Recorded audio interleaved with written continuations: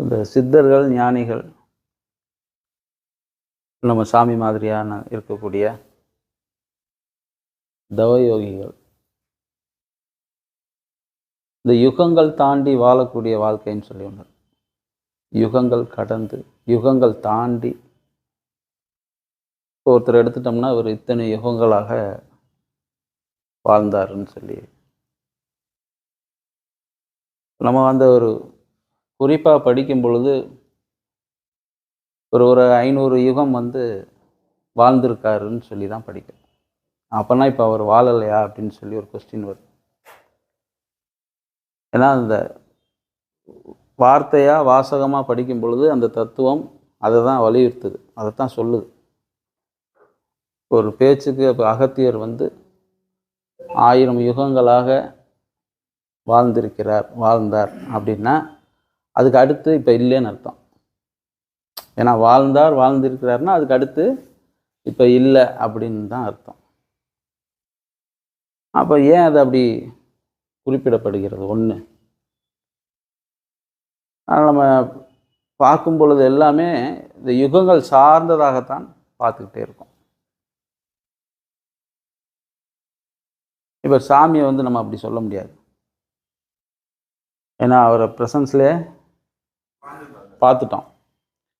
49 வரையும் பார்த்தவங்க இருக்காங்க, 49க்கு அப்புறம் உணர்ந்தவர்கள் இருக்காங்க, இப்போ வரையும் உணர்ந்துக்கிட்டு இருக்கவங்க இருக்காங்க. அது அப்படியே ப்ரெசன்ஸாக இருக்குது. இப்போ அகத்தியரையும் அப்படி சொல்லலாம், போகரையும் அப்படி சொல்லலாம், எல்லா சித்தர் பெருமக்களையும் அப்படி சொல்லலாம். சொன்னாலும் கூட அந்த யுகங்கள் தாண்டி அவர்கள் வாழ்ந்திருக்கிறார்கள் அப்படின்றது எதை நோக்கி அது பயணப்படுது அப்படின்றது. முதல் யுகம்னா என்னன்னு நமக்கு தெரியணும். அந்த யுகம் சொல்லக்கூடிய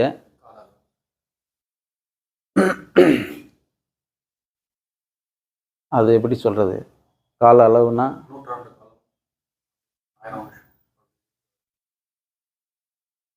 இப்போ அதை டியூரேஷனாக சொல்லும்போது, அளவாக சொல்லும் பொழுது இப்போ கால அளவுன்னு சொல்லியாச்சு. ஏன்னா இப்போ நீங்கள் படித்தது, கேட்டது, பழக்கப்பட்டது, அதன் பிரகாரம் இப்போ அது கால அளவு அப்படின்னு சொல்லிட்டீங்க. ஆனால் அதனுடைய உண்மை அர்த்தம், உண்மை தத்துவம் வேறையாக இருக்குது. அப்படி பார்த்தால் ஒரே கால அளவு இருக்கா அப்படின்னு பார்த்தா இல்லை, வெவ்வேறு கால அளவு இருக்குது. இல்லை, எண்ணிக்கையாக சொல்லும் பொழுது அவர் 1000 வருஷம், 1000 யுகம், இவர் 500 யுகம், 2000 யுகம். இப்போ எத்தனை யுகங்கள் இருக்கு அதை சொல்லுங்க ஃபர்ஸ்ட்.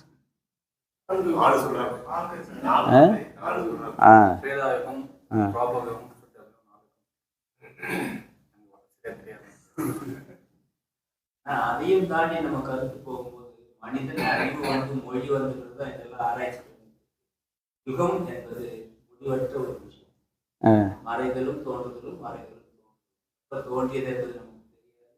முழுவதுமாக எப்போதும் மறைவதும் இல்லை, மாற்றம் அடைந்து கொண்டே இருப்பது.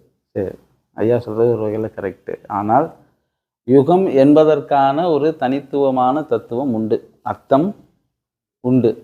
ஏன்னா அது சொல்லும் பொழுதே அப்படித்தான் சொல்லுது.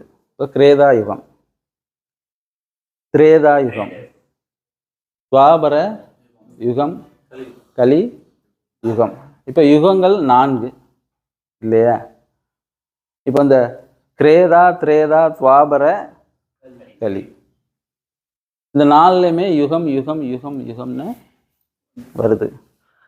அப்போ வரும் பொழுது அந்த யுகத்தினுடைய தன்மை, அதாவது முதல் வார்த்தை மாறுபடுது, இறுதி வார்த்தை ஒன்றாக வருது. சரியா? இப்போ இப்படி பாருங்க, கடலைப்பருப்பு 1 கிலோ, 1 போட்டு கிலோ போடுறோம். பாசி பருப்பு 2 கிலோ, 2 போட்டு கிலோ போடுறோம். இப்போ இங்கே 1, 2 மாறுபடுது, ஆனால் இங்கே வரக்கூடிய கிலோ என்கிற ஒரே மாதிரி தானே இருக்கு. அப்போ இந்த யுகம் என்று சொல்லக்கூடியது எதை குறிக்கின்றது? அந்த யுகத்துல மனிதன் ஆயுட்காலம் வேற வேற மாதிரி இருக்கு. புரோபகத்துல மனிதன சராசரி ஆயுட்காலம் 1000 வருஷம். கேள்வி அதல்ல, யுகம் என்பது எதை குறிக்கின்றது? அப்போவும் நீங்கள் அளவு தான் சொல்கிறீங்க.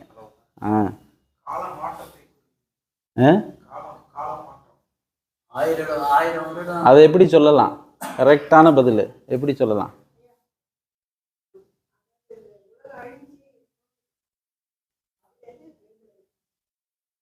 நானா புரிஞ்சுக்கிறேனோ?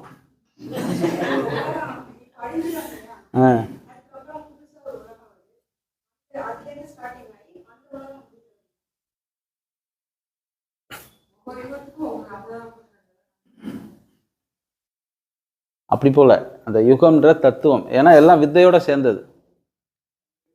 அதுக்காகத்தான் அதை நம்ம திரும்ப திரும்ப கேட்கறது காரணம். அளவுல சொல்லாதீங்க, அதனுடைய தன்மையை சொல்லுங்க. நான் அதுக்கு தான் இப்போ பச்சை பயிர் பாசி பயிரெலாம் சொன்னேன். அதனுடைய தன்மையை சொல்லுங்க. யுகம் என்பதனுடைய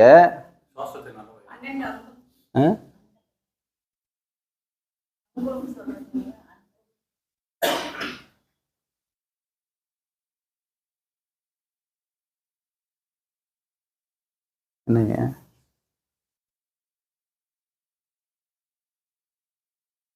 இப்போ அடுத்தது நம்ம வித்தையா பார்க்கணும்ல. அப்போ இந்த யுகத்தினுடைய அர்த்தம் தெரிஞ்சால் தான் நீங்கள் ஈஸியாக உள்ள வருவீங்க. நான் பேசும்போது பதில சொல்லிட்டேன். தோன்றி மறைவதற்கான ஒரு இடைவெளி, தோற்றமும் மறைவும் பலவிதமா இருக்கலாம்.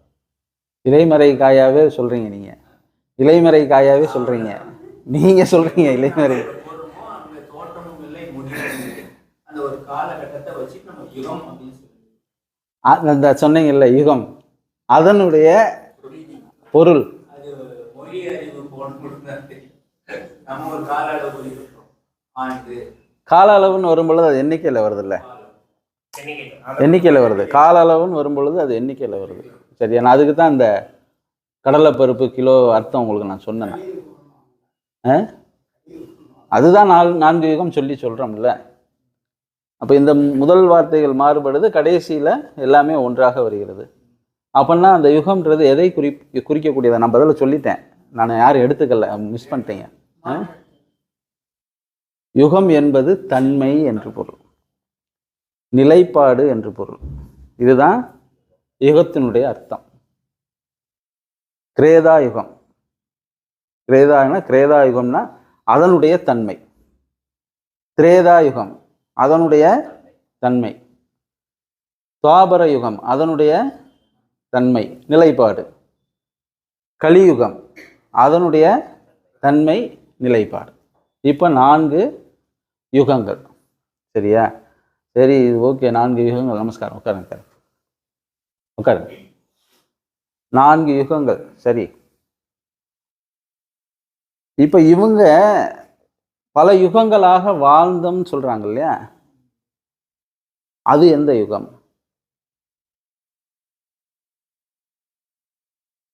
4 யுகத்தையும் சேர்த்து சொல்றாங்களா? அது எந்த யுகம்?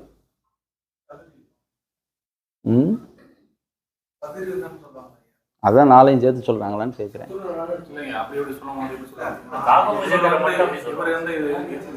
சித்தர் வந்து இத்தனை யுகங்களா வாழ்ந்தாருன்னா இத்தனை துவாபர யுகம் வாழ்ந்தாருன்னு சொல்லுவாங்க. திரேதா யுகம் வாழ்ந்தாருன்னா அந்த 4 ஒரு சைக்கிள் தானே அது. இத்தனை சைக்கிள் அவங்க இருந்தாருன்றது பொருள். சரி, வேற அத்தனை கால அளவு பார்த்தான்றதை அப்படி சொல்லுவாங்க. இத்தனை ஆண்டு காலம் இத்தனை யுகங்களை அவர் பார்த்தாரு, தவத்தில் இருந்தாரு, ஒரு காலம் தவம் பண்ணாரு அப்படின்ற ஒரு சொல்லுவாங்க. அது வந்து வருடங்களை சொல்ல மாட்டேன், யுகங்களை சொல்லுவாங்க. 4 துவாபரத்தை பார்த்தாரு, தவத்தில் இருந்தாருன்னா துவாபரம்னா அந்த 3 சைக்கிள் பண்ணணும். 4 சைக்கிள், அதை மாதிரி 4 சைக்கிளை பார்த்தாருன்ற மாதிரி கணக்கு வருவேன். இப்போ இங்கே யுகம் என்பது தன்மை என்று வந்தவுடன் அளவு என்பது இல்லாமல் போயிடுச்சு. எப்பொழுது ஒரு பொருளுக்கு, ஒரு செயல்பாட்டுக்கு தன்மை, நிலைப்பாடு வருகிறதோ அப்பொழுது அது ஒரு குறியீட்டுக்குள் அடங்காது. இதுதான் அதனுடைய இது. முத கண்ணையா சொல்லும் பொழுது நாம் வரையறுத்த கால அளவு, அதாவது நம்ம ஒரு கணக்குக்காக ஏற்படுத்திக்கிட்டோம்னு சொன்னார். கரெக்டான பதில். ஆனால் அது அந்த யுகமாக வரும், அந்த தன்மைக்கு வந்ததன் பிறகு இங்கே என்ன செய்யலை, அந்த அளவு கிடையாது. அளவு கிடையாதுன்றது தவம் பண்றவங்களுக்கா இல்லை வெளியிருக்கவங்களுக்கு? இல்லை, இது 2 கேள்வி இருக்கு இல்லையா? தவம் பண்ணுறவங்களுக்கு அவங்க நேரம் காலம் கிடையாதுன்னா டைம் ஸ்பேஸ் கான்செப்ஷன் 3 கிடையாது. அப்போ அவங்களுக்கு எவ்வளோ காலம் ஆனாலும் அவங்க தவத்தில் நிச்சயில் இருக்க போகிறாங்க. வெளியே இருக்கவங்க தான் டைம் கால்குலேஷன்லாம் வந்து அவங்கள வழிபடுறவங்களுக்கு அவங்கள ஃபாலோ பண்ணுறவங்களுக்கு தான் அவ்வளோ காலம் தவறுந்தவங்களுக்கு கடந்து போயிட்டாரு. நான் அதான் ஆரம்பிக்கும் போது மகான்கள் எல்லாம் இத்தனை யுகங்களாக வாழ்ந்தோம் என்று சொல்லி இருக்கிறார்களேன்னு சொல்லி ஆரம்பித்தேன். அவர் தவத்தில் இருக்காரு. அவர் எத்தனை யுகம் கலந்தாலும் அவருக்கு தெரிய போகிறது கிடையாது. அவர் அந்த நிலையில் இல்லை. டைம் ஸ்பேஸு இந்த இடத்துல இடம் பொருள் காலம் 3த்துலேயும் அவர் இல்லை. எல்லாத்தையும் கடந்து தான் இருக்கார் அவர். அந்த டைம் கால்குலேஷன் இப்போ இந்த யுகன்ற கால்குலேஷன் வந்து வெளியே இருக்கு நம்ம பேசுகிறவங்களுக்காக பக்தர்களுக்காகவே இல்லை வழிபடி ஏறி அதை ஃபாலோ பண்ணுறவங்களுக்காகவா இல்லை அந்த டைம் இருந்து எந்த டைமில் கால்குலேட் பண்ணீங்கன்னு கேட்குறேன். 2 பேருக்குமே. அவர் தான் டைம் ஸ்பேஸ் காசு 2மே கிடையாது. அப்போ சொல்லுங்க, சொல்லணும்ல 2 பேருக்குமே. ஏன்னா பேசுறது இங்கே நம்மளை பற்றி, நம்மளுடைய வித்தையை பற்றி, கேட்குறது அவங்க. அப்போ 2 பேருக்கும் பொருள் தர்ற மாதிரியான விஷயங்களை தான் நம்ம சொல்ல முடியும். அந்த நிலையிலிருந்து வந்து திருப்பி இறங்கி வந்த பிறகு தான் ஜாக்கிரதைக்கு வந்த பிறகு தான் அவர் தெரியும் எத்தனை காலம் உட்காந்து. அதப்போ பேசிகிட்டு இருக்கோம், நீங்கள் தான் சொல்லணும். இப்போ இந்த தன்மை என்று வந்ததன் பிறகு ஒரு கால குறியீட்டுக்குள் அடங்காது இல்லையா? சரி, அப்படின்னும் பொழுது இவர்கள் வாழ்ந்த யுகம் எந்த யுகமாக இருக்கும்? சரிதானே? இவர்கள் வாழ்ந்த யுகம் இப்போ சுவாமி சிவானந்த பரமஹம்சர் கலியுகத்தில் இத்தனை 1949 வரையும் அவர் உடம்போட இந்த மண்ணில் இருந்தார். நம்ம சொல்லிடுவோம் இருந்தார் அப்படின்னு சொல்லி நம்ம சொல்லிடுறோம். ஏன்னா ப்ரெசண்டாக நம்ம பார்த்துருக்கோம், கேட்டிருக்கோம், வரலாறு இருக்குது. சரீரம் தான் அப்படி சொல்லிடுறோம். சரியா? இருந்தாலும் கூட அது வந்து இந்த யுகத்தை குறிக்கக்கூடியதா? அப்போ இந்த அவர்கள் வாழ்ந்தது அவங்க சொல்லக்கூடியது எந்த யுகம்? அதுதான் நம்ம முதல்ல யுகத்தினுடைய பொருள் பார்த்து வந்தோம். அது தன்மையாக இருந்தால் அவர்கள் வாழ்ந்தது இருந்து கொண்டிருப்பது எந்த யுகமாக இருக்கும்?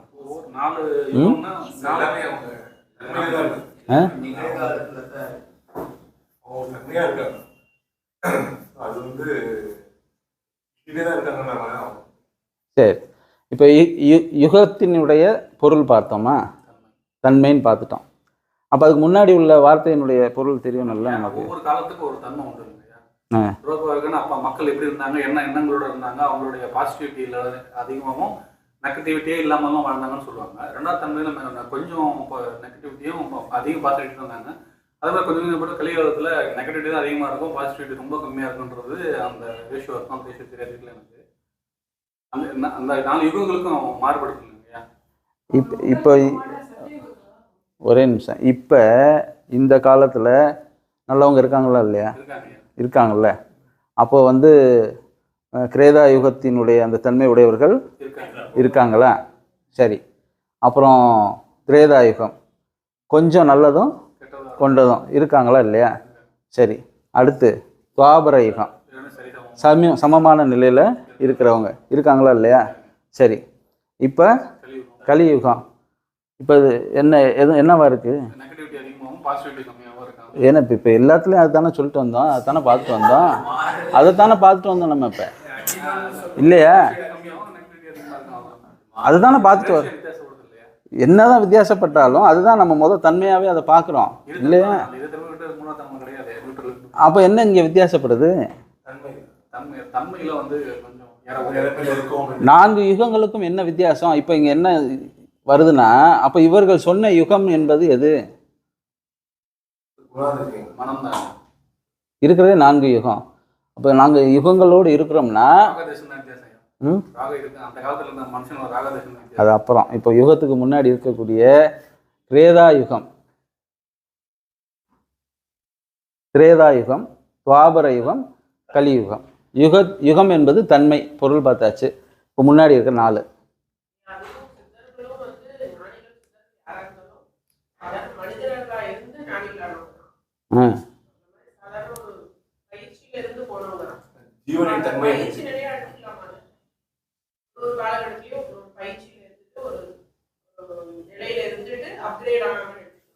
கரெக்ட்.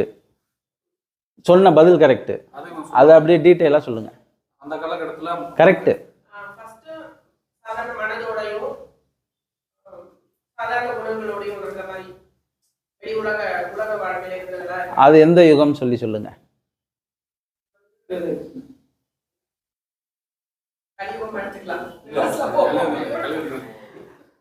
தவத்தின் அந்த நீட்சியில வந்து அந்த 2-3 யுகத்துல வந்து அதிகம் ரொம்ப மெனக்கட்டு, ஏன்னா வாழ்வின் முறைய தவம் சார்ந்ததும் ஒழுக்கு நெறி சார்ந்ததுனால அங்க வந்து தவம் வந்து சீக்கிரம் கைகூடும்னு சொல்லுவாங்க. அதுக்கு வந்து கொஞ்சம் காலகாலம் வந்து கலியுகம் வந்து ரொம்ப கடுமையா இருக்கும். தவத்தின் ரொம்ப கடுமையா பண்ணாதான் மந்திர சித்தி இதுக்கெல்லாம் வந்து லேட் ஆகும். கலியுகத்துக்கு தான் இன்சஸ்ட் பண்ணுவாங்க. ரொம்ப நல்லாச்சு எனக்கு. அம்மா கரெக்டா பிடிச்சி சொல்லி வந்தாங்க. நீங்க அங்கிருந்தே வாங்க, கிரேதா யுகத்திலிருந்தே வாங்க. கிரேதா யுகத்தினுடைய நிலைப்பாடு என்ன, தன்மை என்ன, அப்படி சொல்லி வாங்க. இல்லைன்னா கலியுகத்திலிருந்து வாங்க. உங்களுக்கு இப்போ ப்ரெசண்ட்ல இருக்கீங்க, இங்க இருந்து வாங்க. கலியுகத்தினுடைய நிலைப்பாடு என்ன, இதை சொன்னீங்கன்னா அடுத்து வந்துடலாம். மனம் கட்டுப்பாடு இல்லாம நமஸ்காரம். எப்படி நல்லா சொல்லுங்க. மனம் கட்டுப்பாடு இல்லாம அது கலியுகமா சொல்லிக்கலாம். மனம் ஜீவனோட ஒன்றி பராபரத்தோட போய் அது மேல போகும்போது அந்த முதல்ல உள்ள யுகம் அது வந்து நல்ல ஒரு நல்ல நிலைமையில இருக்கும். நடுப்பட்ட இதை வந்து நம்ம மனம் சட்டை போட்டு மேல வர்றது, அந்த சுழுமுனைக்கு வர்றது ஒரு யுகமாகும். சுழுமுனையில இருந்து மேல பராபரத்துல வந்து அதுக்கு மேல ஒரு நிலைமையில அது ஒரு யுகமாகவும் வச்சு நம்ம சொல்றோம். என்னுடைய கரெக்டாக சொல்லிட்டாரு. கொஞ்சம் அப்படி இப்படின்னு முன்ன பின்ன இழுத்து பிடிச்சி சொல்லிட்டார். ஆமாம், யுகம் என்பது தன்மை. சரியா? இங்கே சித்தர்கள் பிரிக்கும் பொழுது சாமியினுடைய கோட்பாடு தான் அதில் கொண்டு வர்றாங்க அவங்க. கிரேதா யுகம் அப்படின்னு சொல்லக்கூடியது, கிரேதா யுகம் என்று சொல்லக்கூடியது ஆன்மாவாகவே இருப்பது. என்னவா இருப்பது? ஆன்மாவாகவே இருப்பது. இப்போதான் கொஞ்ச நேரத்துக்கு முன்னாடி அம்மா சொன்னாங்க, சத்தியயுகம் சொன்னாங்க இல்லையா? அதாவது சைக்கிளிங்கில் சுழற்சியாகி வரக்கூடியது. முதல் என்ன வந்துச்சோ அதுதான் திரும்ப வரும் இல்லையா? ஆன்மாவாகவே இருப்பது. இந்த ஆன்மா என்பது நாம் ஈஸ்வரத்தன்மை, ஈஸ்வர நிலைமையாக நம்ம வைத்து கொள்ளலாம். சரியா? அதுதான் என்னது? கிரேதா யுகம். இந்த கிரேதா யுகம் என்பது, கிரேதான ஏற்கனவே நம்ம பார்த்துருக்கோம், சேர்த்தல், நிலைத்து இருத்தல், நிலைப்படுதல் அப்படின்னு நம்ம பார்த்துருக்கோம் கிரேதா என்பது இல்லையா? திரேதா யுகம் என்பது அடுத்து இப்போ நீங்கள் தான் சொல்லணும். நான் முதல் ரிசல்ட்டே சொல்லிட்டேன். இல்லை கிரேதா யுகம், திரேதா யுகம்.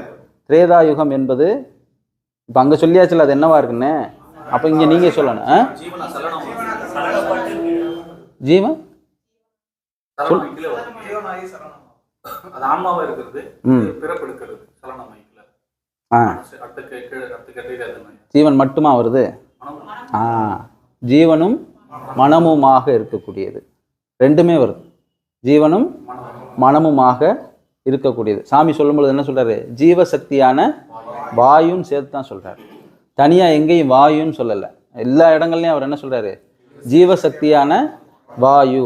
ஏன் அப்படின்னா அந்த நிலைமையில், அந்த காலத்தில் இருந்து அது பரிணாமப்பட்டு வரும் பொழுது இங்கே ஜீவசக்தியான வாயுவாக கன்வெர்ட் ஆகுது அப்படின்னு சொல்லி. அப்போ திரேதா யுகத்தில் ஜீவனும் மனமும் இருக்கு, அவ்வளோதான். வியாபிக்கலை, இருக்கு. நல்லா புரிஞ்சுக்கிறணும். அடுத்து துவாபர யுகம். இது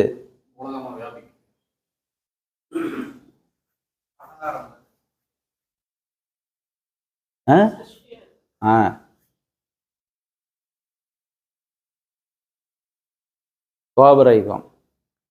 கரெக்டு, அம்மா சொன்னது கரெக்டு. மனம் தானே படைக்குது.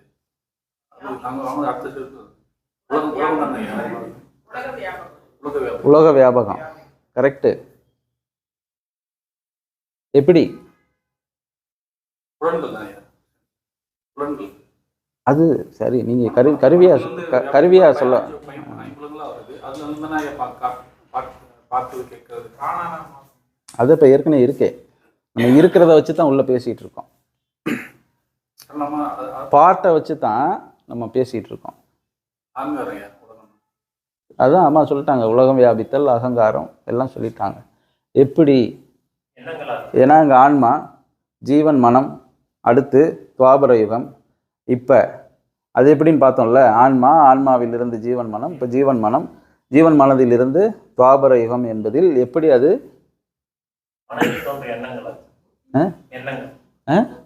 புத்தி. எப்படி? புத்தி. இந்த புத்தி தான் என்னவா கன்வெர்ட் பண்ணுது? உலகத்துக்கு வியாபகம் செய்ய வைக்கின்றது. மனதுக்கு ஒரு தூண்டுகோல் வேணும் இல்லையா? அதை செய்வது எது? புத்தி. மனதை ஒடுங்க செய்யணும் இல்லையா? அதை செய்வது எது? அதே புத்தி தான். அதே புத்தி தான். வியாபகம் செய்ய வைப்பதும் புத்தி தான், ஒடுங்க செய்வதும் புத்தி தான். இதுக்கிடையில் தான் நீங்களாக கற்பனை செய்துள்ள, சாமி சொல்றாருல, நீண்ட பெருங்கனவு என்கிற வாழ்க்கை, மாயையில் அகப்பட்டு நீங்களாக கற்பனை செய்துள்ள அந்த வாழ்க்கையை வாழ்ந்து கொண்டிருக்கிறீர்கள் என்று சாமி சொல்றாரு இல்லையா? அது மாதிரி அப்போ இந்த புத்தி தான் என்ன செய்யுது? வியாபகம் செய்ய வைக்குது. எதுக்கு? மனதுக்கு.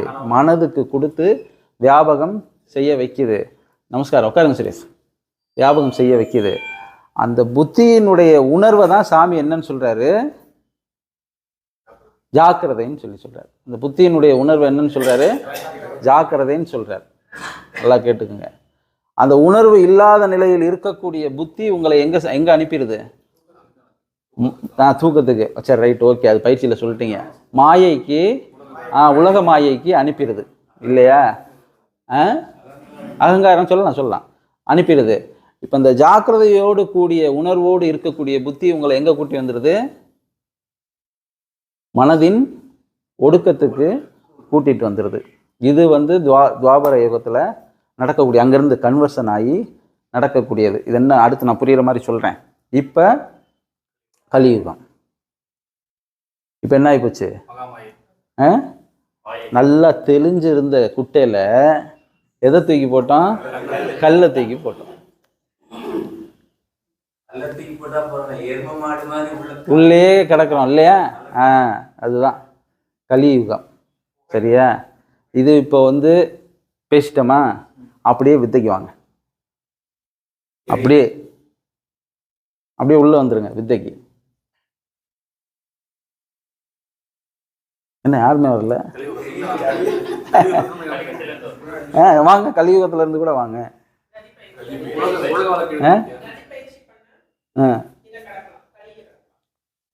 வித்தையில கலியுகம் என்பது எது?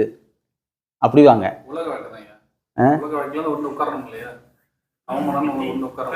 வித்தையில் கலியுகம் என்பது எது?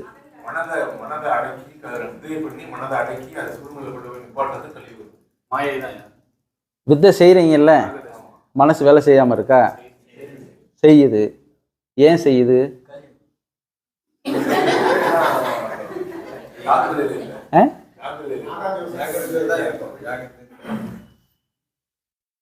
வித்தை செய்யும் பொழுது மனம் வேலை செய்கிறதா இல்லையா?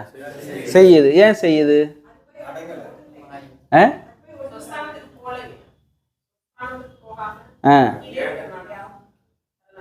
கரெக்டு, கரெக்டுங்கம்மா. அதை நம்ம இன்னும் புரியுற மாதிரி சொல்லணும்ல. உள்ள திரும்பலங்க, வெளியே உட்காரமா தவிர வியாபம் வெளியே போன வேகமும் உள்ள ஒழுக்கம் வரல. நல்லா கேளுங்க. பயிற்சி செய்யும் பொழுது நமக்கு மனம் வேலை செய்யுது. ஜெபம் செய்யும் பொழுது மனம் வேலை செய்கிறது. மனம் ஏன் வேலை செய்கிறது? மனம் வேலை செய்கிறது என்றால் இன்னொன்று அங்கு நடந்து கொண்டிருக்க வேண்டும். அது என்ன நடக்கின்றது?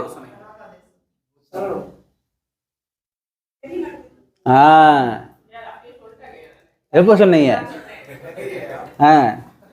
கேட்கலன்னு நினைக்கிறேன். என்ன நடந்துட்டு இருக்கு? கதி கதாகதம் செய்து கொண்டு இருக்கின்றது. எங்கேயுமே சாமி நீ மேலும் கீழுமாக நடத்தும் பொழுது உனக்கு மனம் ஒடுங்கும் என்று சொல்லலை.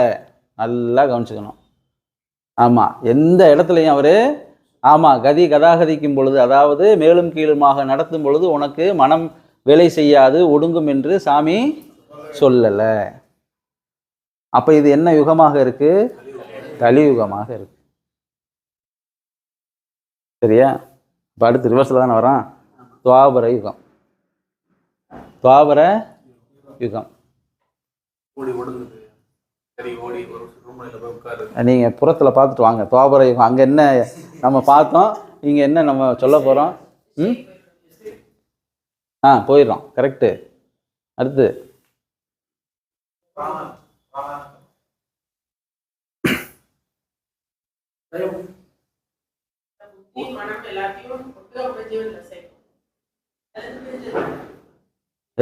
திரும்பவுமே உங்களுக்கு சொல்லி வாரேன். இப்போ திரேதாயுகம் ஆத்மா மட்டும், அதாவது சத்தியம் மட்டுமே இருந்தது. சரியா? திரேதாயுகம் சத்தியமும் அனித்தியமும் இருந்தது. அதான் ஜீவன், ஜீவசக்தியான வாயு. ஆமா, உண்மை உண்மை அல்லாதது ரெண்டுமே இருந்தது. அடுத்து துவாபர யுகம்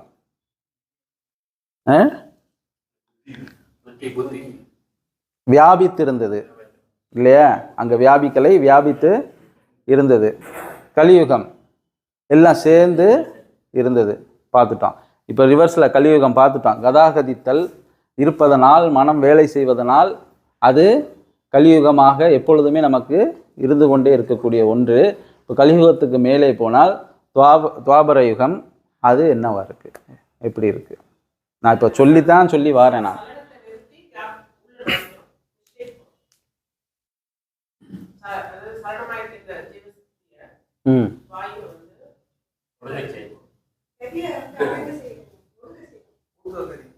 அப்போ நிஷ்டைக்கு போன உடனே உங்களுக்கு சலனம் இல்லாத நிலை இருக்கா?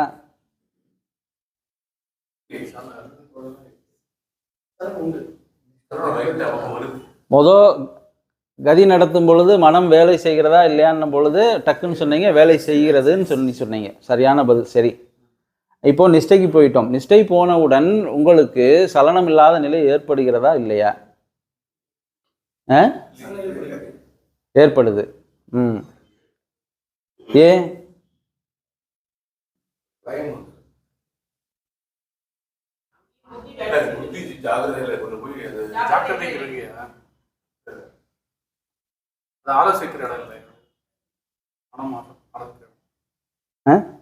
தொழில் செஞ்சுட்டு அங்க ஆலோசிக்கிற இடம் தானே. கரெக்ட். தொழில் செஞ்சுட்டு இருந்தோம். அங்க போய் அந்த சொசானத்துல உட்காராங்க. அங்க உட்காந்து என்ன நடக்குதுன்னு பார்த்துட்டு அதுக்கு நம்ம என்ன பேர் வச்சிருக்கோம் இங்க? அது வந்து நிலை. இங்க என்ன செய்யணும்னு வச்சிருக்கோம்?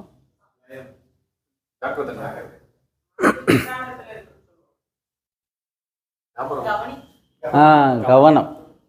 என்ன சொல்லியிருக்கோம்? கவனம் இல்லையா? அப்போ இங்கு கதாகரித்து மனம் வேலை செய்து சுழுமுனைக்கு, அதாவது அக்னி நேத்திரமாகி அந்த புருவ மத்தியத்துக்கு நடுவில் சென்று, அதாவது இன்னும் வந்து உங்களுக்கு வந்து என்ன செய்யலை, எதுவுமே நடக்கலை, அந்த ஒன்று நடக்கிறதுக்காக போயிட்டே இருக்கோம். அப்போ அங்கே போய் என்ன செய்யுது, அதனுடைய சொந்த இருப்பிடமான சொஸ்தானத்தில். சொஸ்தானம் என்பது எது? இது வந்து பொது, நல்லா தெரிஞ்சுக்குங்க. சொஸ்தானம் என்பது பொதுவான ஒரு இடம். ஆனால் மனதிற்கு சொஸ்தானம் என்பது எது? ஜீவன் இல்லையா? அப்போ இங்கே நடத்தினோம், மனம் வேலை செய்தது. ஏன் அப்படின்னா, முதலாளி என்ன செஞ்சிட்டு இருக்காரோ பக்கத்தில் தொழிலாளி என்ன செய்கிறாரு, கவனிச்சுக்கிட்டே இருக்காரு. அது நம்ம கவனத்துக்கு எடுத்துகிட்டு வந்துட்டோம் இல்லையா? இப்போ அவர் எங்கே போகிறாரு? சொஸ்தானத்துக்கு போகிறாரு. இப்போ நல்லா கேட்டுக்குங்க. இப்போ அக்னி நேத்திரமாகிய சுழுமுனைக்கு அவர் வந்துடுறாரு. எதை கொண்டு போய் நிறுத்துகிறோம் மேலே? நிஷ்டைன்னு சொன்ன உடனே ஜீவனை தான் மேலே ஏற்றி நிறுத்துகிறோம். அது அவரை தான் கொண்டு போய் நிறுத்துகிறோம். அவரை நிறுத்தின உடனே யார் வர்றா உள்ள? மனம் வருது. இப்போ பாருங்க, அந்த இடத்துல ஜீவன் இருக்கு, ஆனா ஜீவன் இருக்கு, ஆனா அதுக்கு உணர்வு இல்லையா? ஜீவன் இருக்கு, ஆனால் ஜீவன் இருக்கு ஆனா இல்லை, அவ்வளவுதான். இருக்கு ஆனா இல்லை. மனம் இருக்கு, ஆனால் இல்லை. அவ்வளோதான் விஷயம். அதனால தான் உங்களுக்கு எல்லாமே தெரியுது. அப்போ முழுவதுமாக இல்லாமல் போனால் உங்களுக்கு எதுவும் தெரியாது. எதுவும் தெரியாது என்பதில்ல, எது நித்தியமோ அது மட்டும்தான் தெரியும். சாமியினுடைய கோட்பாடு அதுதான் இல்லையா? அழிந்து போவதெல்லாம் மறைந்து போய் அழியாதது எதுவோ அது மாத்திரமே உன் நினைவிலும் சரி அந்த கருத்திலும் சரி நிற்கக்கூடியதாகும் சொல்லி சொல்றாரு. அப்போ அந்த இடத்துக்கு போன உடனே மனம் ஜீவன் இருக்கு ஆனால் இல்லை, நம்மளால் முடியுதுல்ல, மேலே ஏற்றி நிறுத்திட்டோம், நமக்கே தெரியுது. இங்கே வந்து சுழுமுனையில் ஜீவனை நிறுத்திட்டோம். இப்போ கவனின்னு சொல்கிறது உள்ள கவனின்னு சொன்ன உடனே மனசு அலர்ட் ஆகிடுது. நீ இங்கே தான் பார்க்கணும், இதோட சேர்ந்து இருக்கணும்னு சொல்லிட்டு. அப்போ ரெண்டையும் ப்ராசஸுக்கு நம்ம என்ன செஞ்சிட்டோம், விட்டுட்டோம். ரெண்டும் அது அதனுடைய சுஸ்தானத்தில், இது இதனுடைய சுஸ்தானத்தில், ரெண்டும் சேர்ந்து அதை கவனிச்சுட்டே இருக்கோம். 10 நிமிஷம் டைம் கொடுத்துருக்காரு சாமி, அவ்வளோதான். அதை அப்படியே கவனிச்சுட்டே இருக்கோம். இந்த ப்ராசஸ் நடந்து இப்போ அடுத்து திரேதாயுகம், கலியுகம் முடிஞ்சு துவாபர யுகம் முடிஞ்சு திரேதாயுகம் மேலே இல்லையா? திரேதாயுகம் ஜீவனும் மனமும் மட்டும் இருக்கக்கூடிய நிலை. எப்படி?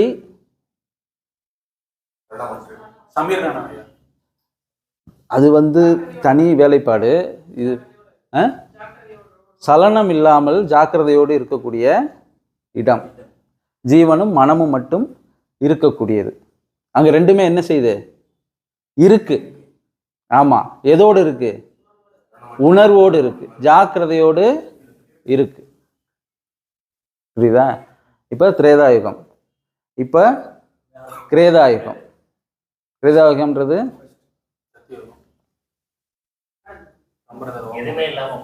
நித்தியம் மட்டுமே இருக்கக்கூடியது. அதைத்தான் சத்தியுகம்னு சொல்லி சொல்கிறோம்.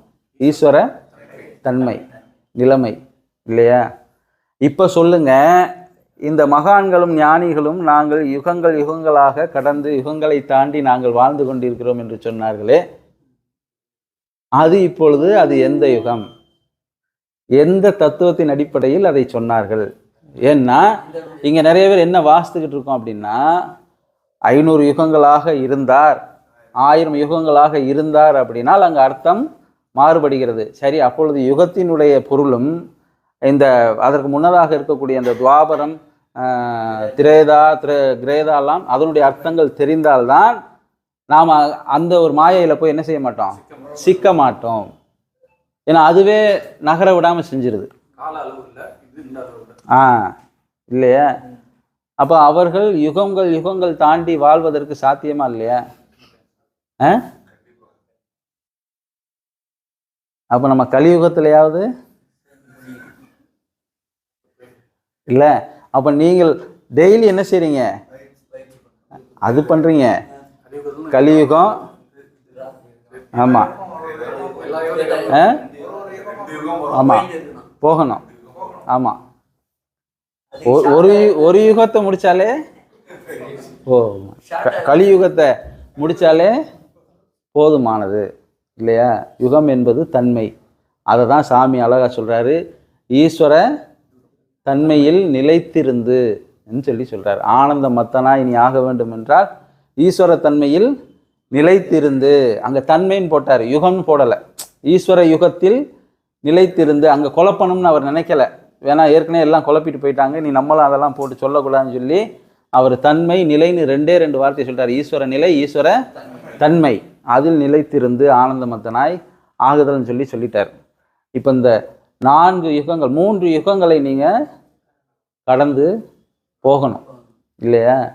இப்போ இந்த சத்திய யுகம் சொல்லக்கூடியதில் இப்போ புறத்தில் சொல்லும்போது சொல்லுவாங்க, சத்திய யுகத்தில் வெறும் ரிஷிமார்கள், முனிவர்கள், மகான்கள், தெய்வங்கள் என்று சொல்லக்கூடிய, பரம்பொருள் என்று சொல்லக்கூடிய ஆற்றலுடையவர்கள் மட்டுமே இருக்கக்கூடியது தான் அந்த சத்திய யுகம் சொல்லுவாங்க. அப்படி தான் ஆரம்பித்தது வந்தது. அப்போ அந்த பேராற்றல் பரம்பொருளினுடைய சலனம்தான் திரேதாயுகத்தை கொண்டு வந்தது. அதனுடைய சலனம்தான் துவாபர யுகத்தை கொண்டு வந்தது. அதனுடைய சலனம்தான் கலியுகத்தை கொண்டு வந்தது. கலியுகத்தில் எல்லாம் அழிந்து போகக்கூடியது. அழிந்து போகக்கூடியது என்பது மாயை. சாமி சொல்லிட்டார் தெளிவா. எதெல்லாம் அழிந்து போகிறதோ அதெல்லாம் மாயை. அதனால் கலியுகத்தில் அனைத்துமே அழிந்து போகக்கூடியது. அழிந்து போகக்கூடியது என்பது நாமல்ல. நல்லா தெளிவாக புரிஞ்சுக்கிறணும். நாம கிடையாது, அழிந்து போகக்கூடியது. அது சாமி என்ன சொல்றாரு? அழிந்து போகக்கூடியது என்பது ராகாத்வேஷன் சொல்லக்கூடிய அந்த 8 நிலைமைகளாகும் சொல்றாரா இல்லையா? அதெல்லாம் அழிந்தால் தானே அதான் அஷ்டாங்க யோகம். ஆமாம், அதெல்லாம் அழிந்து போகக்கூடியது. அது அப்போ கலியுகத்தில் நாம் அழியக்கூடிய வேலையைத்தான் செய்ய வேண்டும். அதை முடிச்சா தான் அடுத்து துவாபர யுகம், அடுத்து திரேதாயுகம், திரேதாயுகம். இப்போ நீங்கள் எந்த யுகத்தில் இருக்கீங்கன்னு நீங்கள் தான் முடிவு பண்ணி செக் பண்ணிக்கிறோம். ஆமாம், நீங்கள் எத்தனை யுகங்கள் தாண்டி இருக்க போகிறீர்கள் என்பதை நீங்கள் தான் செக் பண்ணிக்கிறணும். சாமி சொன்ன மாதிரி ராகதேசங்களை விட்டால் அந்த சத்தியதோப யுகத்தில் தன்மையோட சாமி நம்ம வச்சிருக்காரு. ஆமாம், அதுதான் சுட்சமாக வந்து நமக்கு கூட்டுப்பட்டு.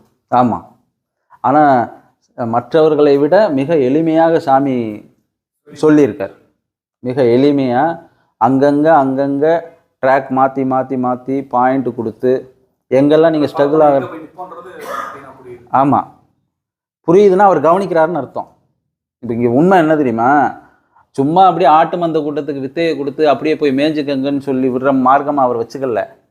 ஆமாம் ஆமாம், வித்தை கொடுக்குறது நான் தான், உன்னை கவனிக்கிறது நான் தான்ட்டார். சட்டத்துக்கு உட்பட்டு இருந்தா. இல்லைன்னா உன்னைய கவனிக்கலன்னு அர்த்தம், ஸ்பெஷலாக கவனிப்பேன்றாரு. நீ சட்டத்தை விட்டு வெளில போயிட்டேன்னா உன்னை ஸ்பெஷலாக கவனிப்பேன்னு சொல்லி சொல்கிறாரு. அதான் உண்மையும் கூட. அப்போ எப்பொழுதுமே கவனிக்கக்கூடிய ஒரு ஆற்றலாக தான் சாமி இருக்காங்க. அதனால தான் இவ்வளோ விஷயங்கள் நம்ம என்ன செஞ்சிட்ருக்கோம், பேசிகிட்டு இருக்கோம், சொல்லிகிட்டு இருக்கோம். இப்போ அங்கேருந்து வர்றது தானே சொல்லிகிட்டு இருக்கோம். நம்ம இதனுடைய தத்துவங்கள் தெரிந்தால்தான் நாம் என்ன செய்ய முடியும், உள்ள ட்ராவல் ஆக முடியும். நீங்கள் யுகங்களை குறித்த எண்ணங்களே உங்களுக்கு எப்படி இருக்கும்? நம்ம இப்போ கலியுகத்தில் இருக்கோம், ஆஹா சத்தியயுகத்தில் இருந்தால் எவ்வளோ நல்லா இருந்திருக்கும் அப்படின்னா அது அங்கே இல்லை, இங்கே இருக்குது. ஆமாம், அப்போ சத்தியயுகத்திலே போய் இருந்துட்டோம்னா நமக்கு தொல்லை இல்லையே. சாமி சொல்கிறார், பறவையை போல் மேலேயே இருந்து விட்டால் என்றால் உனக்கு ஆபத்து இல்லை. எப்பொழுது பறவை கீழே வருகிறதோ அப்பொழுது ஆபத்து உண்டாகிறது. அந்த பறவை என்பதை மனமாக வைத்துக் கொள்ளுங்கள். ஏன் நீ கீழே வர்ற, மேலே போய் உக்காந்துக்கோ, உன்னோட சொந்த வீட்டில் போய் நீ உக்காந்துக்கோ. அப்படித்தான் சொல்கிறாரு.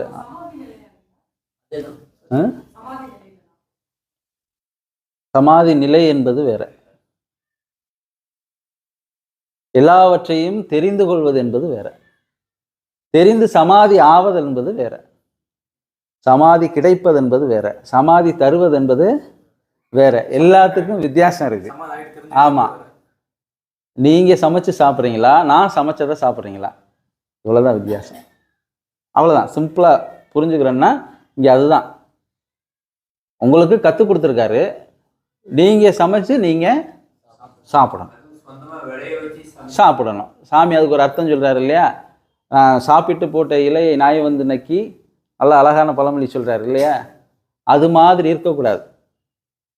என்ன சாப்பிட்டோம் போட்டு கண்டதெல்லாம் படித்து கண்டதெல்லாம் கேட்டு அந்த மாதிரி இருக்கக்கூடாது. நான் உனக்கு பயிற்சியும் சேர்த்து கொடுத்துருக்கேன்றார். எங்கேயுமே ப்ராக்டிஸ் இல்லை, ஆனால் இங்கே ப்ராக்டிஸு இருக்குது, பயிற்சியும் சேர்த்து கொடுத்துருக்கேன். சாமி முதல்ல வலியுறுத்துறதே வித்தையை செய்யும் தான். செஞ்சுட்டு சும்மா இருந்தேன்னா சித்தவேதம் படின்றார், தேவையில்லாமல் வேறு பக்கம் போகாதுன்றார். நீங்கள் மற்ற இடத்துக்கு போனீங்கன்னா 10 புக்கு கொடுப்பான், இதை பூரா படிம்பான். இதை பூரா நீ தரவா என்ன செய்யணும், மனப்பாடம் பண்ணணுன்ற இல்லையா? சாமி மறிக்க படித்தல்ன்றார், மறக்கிறதுக்கு படிக்கணும்னு சொல்லி சொல்கிறார். அப்போ எல்லாம் அப்படியே மாறுபடுதில்ல, எல்லாமே இப்போ ஒரு இடத்துக்கு போகிறோம், வேதம் படிக்க, நீ வேதம் படித்தா தான் நீ நல்ல அறிவாளி, நல்ல ஞானி, பெரிய மகான் ஆக முடியும் அப்படின்னால் அதெல்லாம் மெமரி பண்ணுறதா? அப்படி இல்லைல்ல, இல்லை. அப்போ சாமி இங்கே என்ன சொல்கிறாரு, வேதம் என்பது அறிவு, அறிவில் இருந்து வந்தது தான் அவை அப்படின்னு சொல்லி சொல்கிறாரு. அப்போ நீ அறிவில் இருந்து வந்ததை பார்க்காதே, அறிவில் இருந்து தானே வந்தது, அந்த அறிவை பாருன்னு சொல்லி சொல்கிறார் இல்லையா? அது அவங்களுக்கு வந்திருக்கலாம், உனக்கு என்ன வருதுன்னு பாருன்னு சொல்லி சொல்கிறார் சாமி இல்லையா? இப்போ வேதங்கள் எல்லாம் உண்மைன்னு தானே சொல்கிறாரு, எல்லாம் அவர்கள் ஏற்படுத்தியதெல்லாம் உண்மைதான், அது அவர்களுடைய அறிவிலிருந்து ஏற்படுத்தியதுனால் அது உண்மை. ஆனால் உன்னோட அறிவு என்ன சொல்லுதுன்னு பாரு இல்லையா? அப்போ நீ உன்னைய கவனிக்கணும் அப்படின்னு சொல்லி சொல்கிறார். இப்போ இங்கே நம்ம உன்னைய கவனிக்கணும்னா நான் போகணும்பாங்க, அகங்காரம் போகணும்பாங்க, அப்படி தானே சொல்லுவாங்க. நான் போகணும், அகங்காரம் போகணும் அப்படின்னு சொல்லுவாங்க. ஆனால் இப்போ சாமி இருக்கார், ஏதோ ஒன்று சொல்கிறாருன்னு வச்சுக்கோங்க, சரிங்க வா நான் அங்கே அது பண்ணி வச்சுருக்கேன், நீ அதை போய் என்னன்னு பார்த்துட்டு வா அப்படின்னா அது உடல் சார்ந்தது. அவர் அது எங்கேயோ ஒரு வேலை வச்சுருக்காரு, ஒருத்தரை கூப்பிட்டு நீ அதை என்னான்னு பாருன்னு சொன்னால் அது உடல் சார்ந்தது. சரியா? இப்போ சாமி வேற ஒன்று கேட்குறான், நீ போ நம்ம பார்த்துக்குவோம் அப்படின்னா அது ஜீவனும் மனமும் சார்ந்தது. நம்ம பார்த்துக்கலாம், நம்ம பார்த்துக்குவோம், நம்ம பேசிக்குவோம், நம்ம கேட்டுக்குவோம், நம்ம பார்த்துக்கிட்டு தான் இருக்கோம், நம்ம கவனிச்சுட்டு தான் இருக்கோம்னா ஜீவனும் மனமும் சார்ந்தது. இப்போ இன்னொருக்கா வந்து கேட்குறார், சாமி இந்த மாதிரி அப்படின்னு, அதெல்லாம் பார்த்துக்கலாம் போ அப்படின்னா நான் ஏற்கனவே சொல்லியிருக்கேன் இது, அதெல்லாம் பார்த்துக்கலாம் போனால் நான் சொல்லியிருக்கேன், உங்கள்கிட்ட சொல்லியிருக்கேன், நீங்கள் யாராவது வந்து நல்ல தவம் பண்ணுறவங்கள்ட்ட யாராவது ஏதாவது கேட்டால் அதெல்லாம் பார்த்துக்கலாம் போன்னு சொல்லிடாதீங்க தயவு செஞ்சுன்னு சொல்லியிருக்கேன்.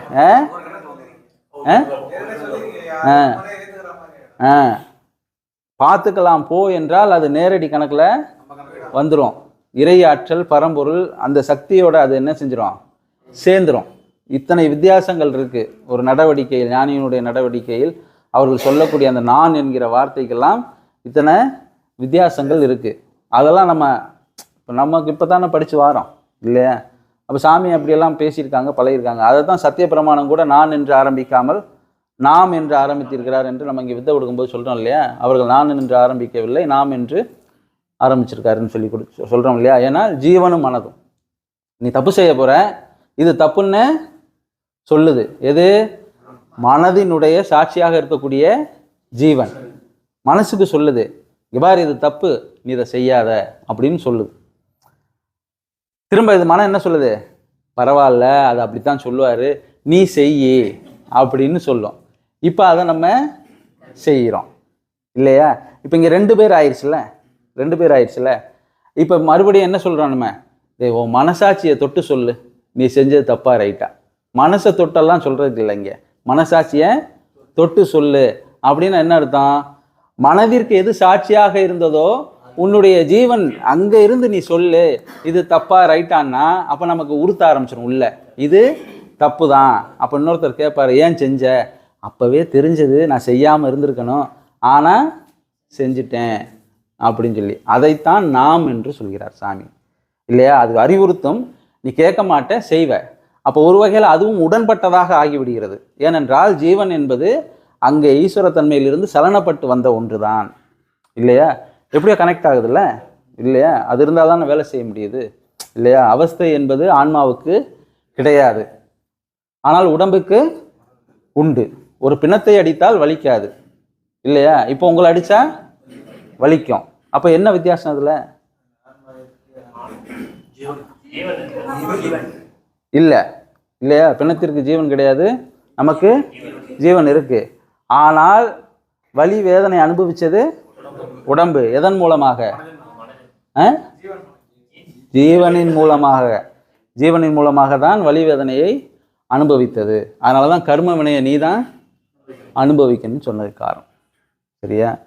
அதனால் நீங்கள் எந்த யுகத்திலிருந்து எந்த யுகத்திற்கு செல்ல வேண்டும் என்பதை நீங்கள் தீர்மானிக்க வேண்டும். ஒருவேளை நீங்கள் கலியுகத்தில் கைதேர்ந்து துவாபர யுகத்திற்கு சென்றிருந்தால் துவாபர யுகத்தில் முடித்துவிட்டு திரேதா யுகத்திற்கு போகணும். அங்கே முடிச்சிட்டிங்கன்னா திரேதா யுகத்திற்கு போக வேண்டும். யுகம் என்பது தன்மை, அது ஒவ்வொரு நிலைப்பாடாக இருக்கின்றது. ஆமாம், ஈஸ்வர நிலையாகவும் ஈஸ்வர தன்மையாகவும் அதிலிருந்து பிரிந்து வந்த ஜீவனும் மனமும் ஒரு தன்மையாகவும், அதாவது சலனப்படாமல் அதன் பிறகு சலனப்பட்ட மனமாகவும் மனம் வியாபித்ததாகவும் அந்த வியாபித்த உலக மாயையில் நாம் சிக்குண்டதாகவும் கலியுகமாகவும் அப்படியே முடிவடைகிறது. இதை நீங்கள் தெளிவாக நல்லா ஞாபகம் வச்சுங்க. ஆமாம் ஆமாம், நம்ம வித்தையே ரிவர்ஸ் தான். நம்ம அதான் வந்த வழி போகிறது. சித்த வித்தையே ரிவர்ஸ் தான். எல்லா வாசி யோகம் நீங்கள் போய் உலகத்தில் இருக்கக்கூடிய வாசி யோகத்தில் நீங்கள் எங்கெல்லாம் போங்க, வாசி யோகம் என்று உங்களுக்கு சொல்லிக் கொடுக்க ஆரம்பித்தால் இப்படித்தான் சொல்லி தருவார்கள். நல்லா கேட்டுக்குங்க. மேலே இருக்கிறத கீழே தள்ளுறது, சாமி ஒருவர் தான் உள்ளே இருந்து மேலே தள்ளுவதாக, அதாவது ரிவர்ஸில் கொண்டு வந்தார் எல்லாத்தையும். அப்படியே கொண்டு போய் அங்கே சேர்க்க ஆரம்பித்தார். இந்த வெளியில் விடுறவன் பூரா என்ன செஞ்சிருவான்? மேலே போயிட்டான். ஆமாம், அவ்வளோதான்.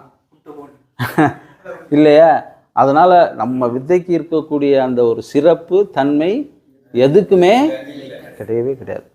பழங்காலத்தில் சித்தர்கள் வைத்திருந்தார்கள், மறைத்து வைத்திருந்தார்கள், அதை சாமி திறந்து வைத்தார், உடைத்து வைத்தார். அதுதான் வித்தியாசமே தவிர மற்றபடி இதனுடைய சிறப்பு எதுக்குமே கிடையவே கிடையாது. சரியா? நமஸ்காரம் பண்ணிட்டு பேசிப்போம்.